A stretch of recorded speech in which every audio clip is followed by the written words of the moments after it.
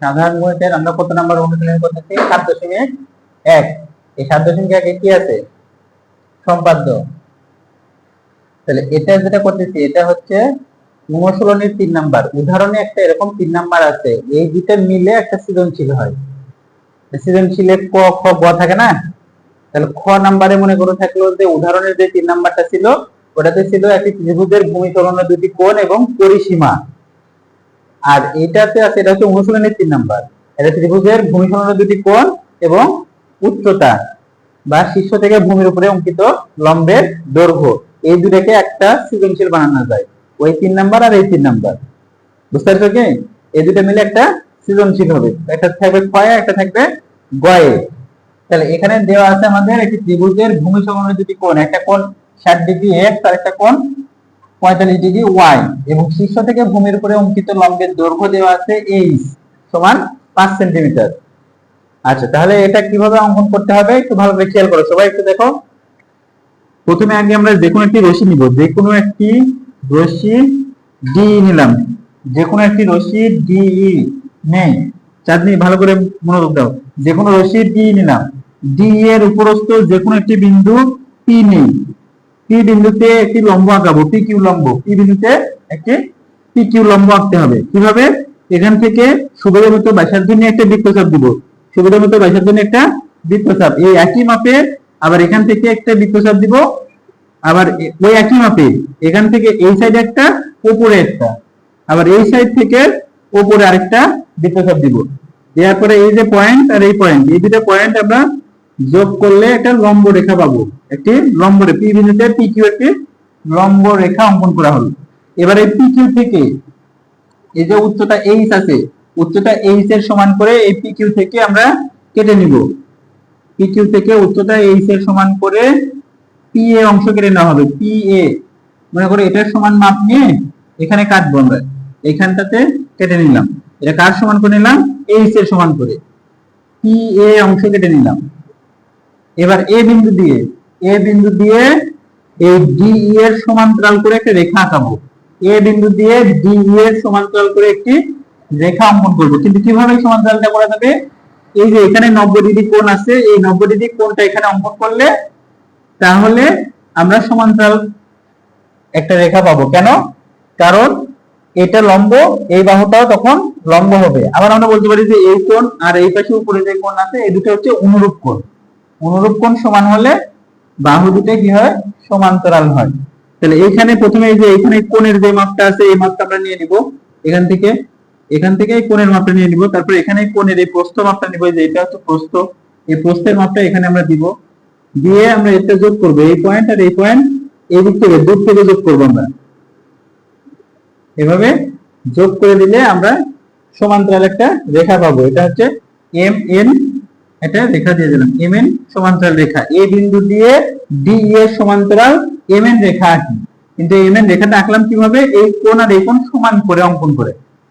এরপরে এবারে আমরা এই এ বিন্দুতে এক্স কোণের সমান করে, মানে যেখানে যে কোণটা আছে দেখো, এই কোণের সমান করে নিয়ে এখান থেকে এই পয়েন্ট থেকে একটা আমরা কোণের দৈর্ঘ্য মাপ দিব।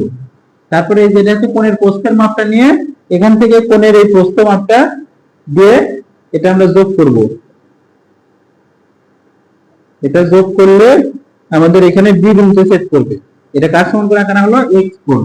এরপরে এই যে এখান থেকে খেয়াল করো, এখান থেকে যে কোণের এই দৈর্ঘ্য মাপটা, প্রথমে এই কোণের এই দৈর্ঘ্য মাপটা দেওয়া লাগে। এখানে যে মাপটা দিলাম এই মাপটা আবার এইখানেও দিব, যে এখানে এইভাবে। এরপরে এখান থেকে এই প্রস্থের মাপটা নিব, এই যে এই মোড়া থেকে এই মোড়া পর্যন্ত, এই দুই প্রান্ত। তাহলে এখান থেকে এই প্রস্থটা আমরা কাটবো এইভাবে। কাটার পরে আমরা এটা যোগ করলে এই যে এই কোণটা হলো ওয়াই কোণের সমান। এটা সি বিন্দুতে সেট করলো। তাহলে এ বি সি, এটা হচ্ছে আমাদের উদ্দিষ্ট ত্রিভুজ এ বি সি। তাহলে এখন আমরা বিবরণ দিব এটা। কি লিখবো? মনে করি, দেখো সবাই, মনে করি একটি ত্রিভুজের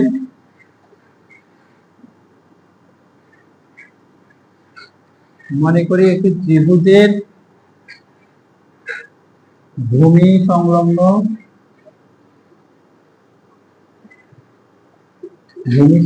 দুটি কোণ x সমান 60 ডিগ্রি ও y সমান 45 ডিগ্রি এবং শীর্ষ থেকে ভূমির উপর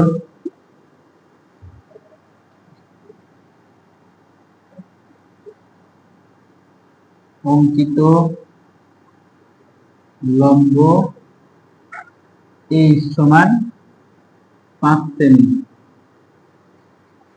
দেওয়া আছে।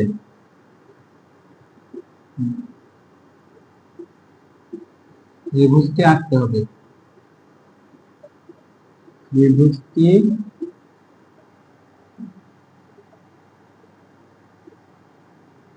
আঁকতে হবে।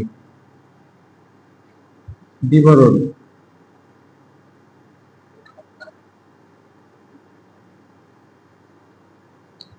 প্রথমে আমরা কি করলাম,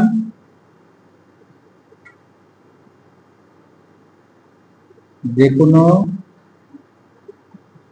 রশ্মি ডিই এর উপর যে কোনো একটি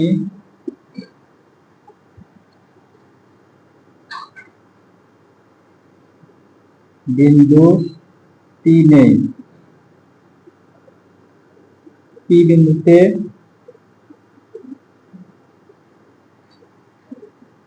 PQ লম্ব আঁকি।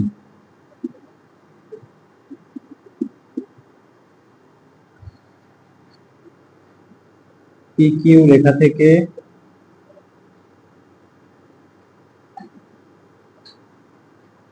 H সমান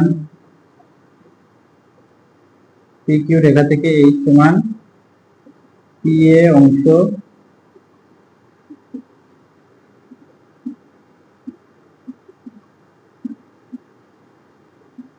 কেটে নেই। PA অংশ কেটে নেই। A বিন্দুতে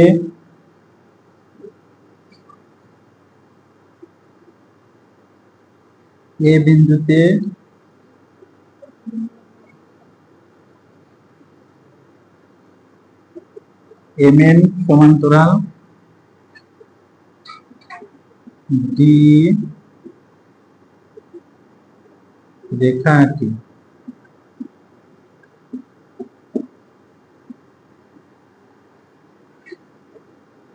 আবার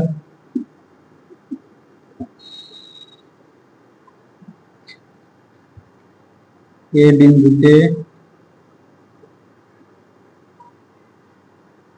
কোণ x সমান কোণ MAB ও কোণ y সমান NAC আঁকি।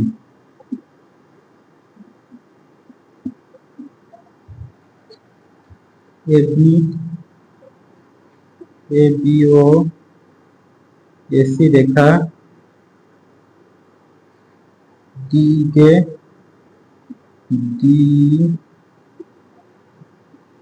রেখাকে B ও C বিন্দুতে ছেদ করে। অতএব ত্রিভুজ ABC হবে